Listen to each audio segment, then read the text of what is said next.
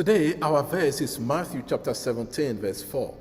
And Peter said to Jesus, Lord, it is good that we are here.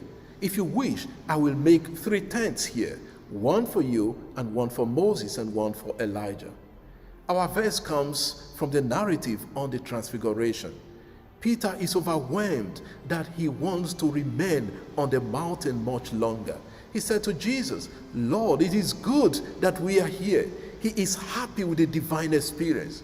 I am sure we too have had some divine encounters that we want to remain in that mood, in that state of contemplation.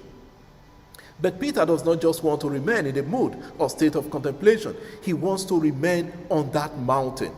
Therefore, he tells Jesus, if you wish, I will make 3 tents here. If Jesus wishes, in other words, he is asking Jesus to declare that he wants it. And he, Peter, will do it.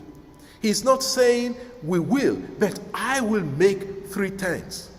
He wants to do it by himself. The 3 tents take our minds back to the tent of meeting in the book of Exodus, when the people were in the wilderness. Skene, the Greek term used here, means tabernacle or tent, was generally a transitory, movable lodging place for nomads, pilgrims, herdsmen, or soldiers. In the wilderness, the tent was a place of divine encounter for the people of Israel. The people of Israel gathered around the tent of meeting to listen to Moses and hear from God. While Skene in our verse looks backwards to the tent in the wilderness, it also reflects the Feast of Tabernacles at the time of Jesus, when the Jews built shelters, tents for themselves, and lived in them for 7 days. You can read Leviticus chapter 23, 42 to 43. It would seem therefore that Peter wanted them to remain on the mountain for 7 days, making that Feast of the Tabernacles, which pointed to the Messianic age, the time of the coming of the Messiah.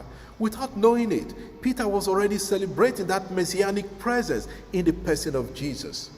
Peter is happy to be in the divine presence. He wants to remain there and make 3 tents where they can continually enjoy the presence of Jesus, Moses, and Elijah. It is important that Moses and Elijah were there. Apart from representing the law and prophets, Moses and Elijah were renowned in Judaism for the way their lives ended.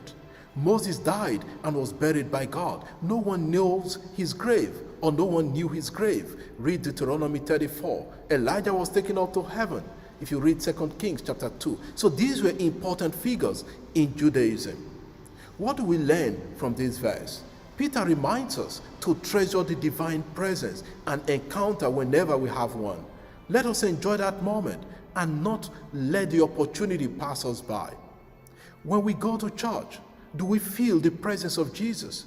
Do we long to stay with him longer, or are we in haste to leave to get other things done? It would seem that many Christians are always in haste today to have quick masses or services and get out to do other things. Lord, teach us like Peter to enjoy your divine presence. Amen. God bless you, and I wish you a lovely day.